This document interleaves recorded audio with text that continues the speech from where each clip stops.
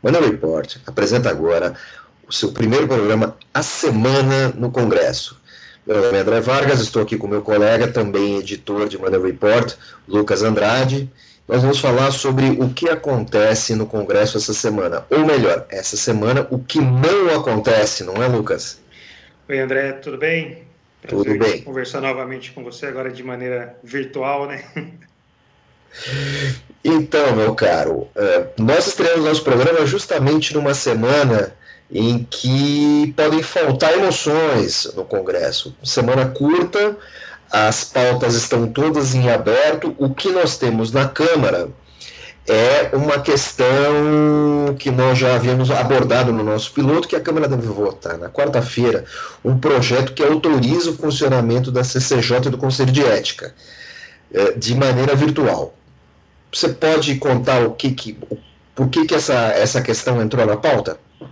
Isso principalmente por causa do caso da deputada Flor Delis, né, que está sendo acusada pelo Ministério Público do Rio de Janeiro de ter participado do crime contra o próprio marido, né?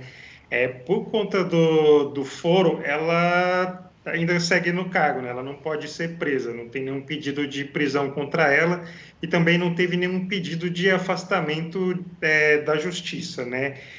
Só que é um caso extremamente delicado, né? Imagina, uma parlamentar acusada de homicídio triplamente qualificado e continua com mandato. Então, assim, esse caso entrou em discussão pelo seguinte, né? Teve a representação para pedir a cassação do mandato dela, mas só que tem toda a burocracia na Câmara. E a principal delas é que a comissão, o Conselho de Ética, não poderia funcionar de forma remota, só reuniões presenciais. Então, deve ser votado esse projeto durante a semana para permitir reuniões virtuais, até para destravar esses casos, né? A gente está aí nesse período de pandemia ainda, a Câmara nem o Senado estão se reunindo de forma presencial. Então, para não ter essa situação aí, algumas novidades estão sendo implantadas, então possivelmente essa liberação para o Conselho de Ética funcionar de forma virtual, e aí vai poder avançar esse pedido de cassação da deputada Flor Delis. Avançar o pedido de cassação exatamente não, quer dizer, pelo menos a Câmara pelo menos vai poder discutir, porque a Câmara tem posturas muito corporativistas, né? Sim, é completamente burocrático, isso tem que passar pela mesa, depois vai para a corregedoria, volta para a mesa, e aí vai discutir no Conselho de Éticas, tem parecer, até chegar isso ao plenário, leva bastante tempo aí. A vantagem desse projeto é que, se ele for aprovado, a Comissão de Constituição, Justiça e Cidadania da Câmara também vai poder funcionar, a Comissão de Finanças e Tributação também vai funcionar, e a Comissão de Fiscalização Financeira e Controle também vão poder funcionar, ou seja, algumas movimentações parlamentares vão poder funcionar de acordo, ainda mais nesse momento em que você tem tanta coisa sendo discutida, né? A pauta da Câmara aparentemente está esvaziada, mas também é porque os deputados precisam discutir o orçamento, precisam debater entre si, os líderes, então isso não aparece na programação. Então, na verdade, a programação da Câmara está esvaziada, mas tem muita coisa acontecendo, tem muita emoção rolando ali nos bastidores, como você costuma dizer. Exatamente, assim, se a gente for pegar o principal, né, que é a votação em plenário, a gente não deve ter praticamente nada essa semana, tudo que ocorre em relação a discussões. A gente viu aí que no começo da pandemia, né, teve um movimento muito grande de trabalho no Congresso, tanto por conta das medidas provisórias enviadas pelo Congresso, como também de projetos apresentados por deputados e senadores, vários projetos, vamos lá, esdrúxulos, pegando carona no momento da pandemia. Só que agora, até por conta a pandemia está dando uma desaquecida, né? A gente está vendo o número de casos caindo, isso também deu uma esfriada no trabalho do Congresso. Acho que até a gente está vendo aí essa semana mais curta, parece que o Congresso está voltando ao normal, né? Que quando tinha feriado assim no começo da semana, no meio da semana, já esticava tudo de uma vez, né? Ninguém trabalhava. Só que como as reuniões estão sendo remotas, sempre tem um trabalho. Como você destacou, a gente tem aí o orçamento para ser discutido, também tem reforma tributária. Também tem a chegada da reforma administrativa na semana passada, né? Então, tudo isso tem discussão nos bastidores, né? Tudo tem as articulações para poder fazer avançar esses projetos. Tem uma questão que ainda não ganhou relevância, que um deputado entrou com um projeto de lei pedindo para que aconteça o seguinte, que nenhum parlamentar, ou melhor, nenhum político eleito seja afastado por decisão monocrática, e sim por decisão colegiada. Isso tem a ver com o caso do Witzel. Sim. Ainda que o Witzel tenha, o afastamento dele tenha sido mantido por decisão colegiada, a decisão monocrática que o afastou, a decisão monocrática, ou seja, um só ministro, um só desembargador, um só juiz afastou o chefe do executivo do Rio, ainda que essa decisão tenha sido confirmada pelos seus colegas, essa proposta me parece positiva. Ela evita qualquer tipo de perseguição, ela evita qualquer viés político, qualquer abordagem, e ela também, de certa forma, exige por parte do judiciário alguma celeridade.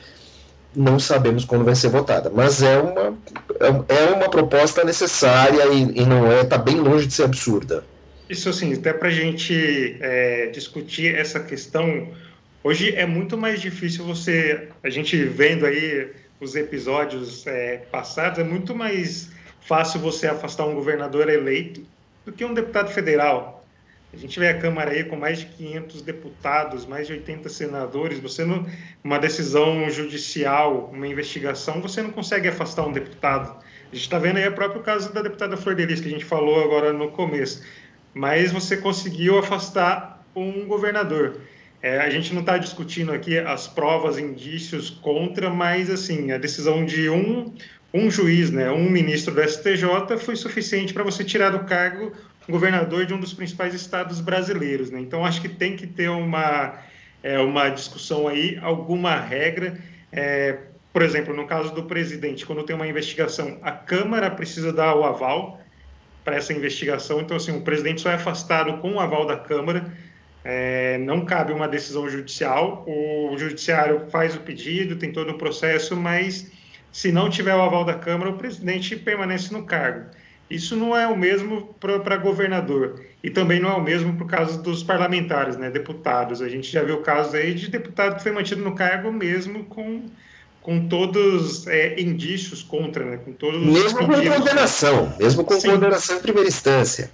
uhum, exatamente. E sem contar que afastar um governador, você também começa a quebrar toda a espinha da organização de um Estado. Sim, Você tira a cabeça independente, é lógico, como você falou, independente se o sujeito tem culpa ou não. uhum, E também é preciso deixar claro uma coisa: a investigação continua. A sim. investigação não é barrada.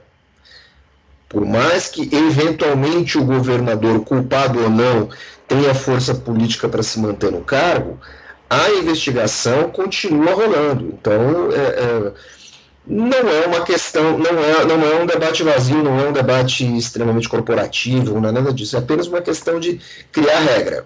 Sim, e também, como você destacou, celeridade da justiça. Então, Ainda mais se tratando de governador, que tem um fórum especial, né?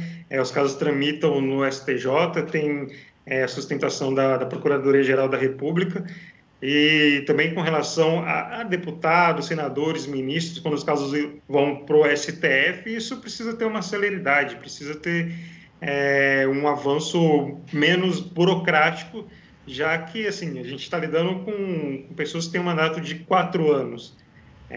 Isso não pode se prolongar por esses 4 anos. E aí renova o mandato, não pode continuar a investigação, entra várias burocracias. A gente está vendo o próprio caso do José Serra.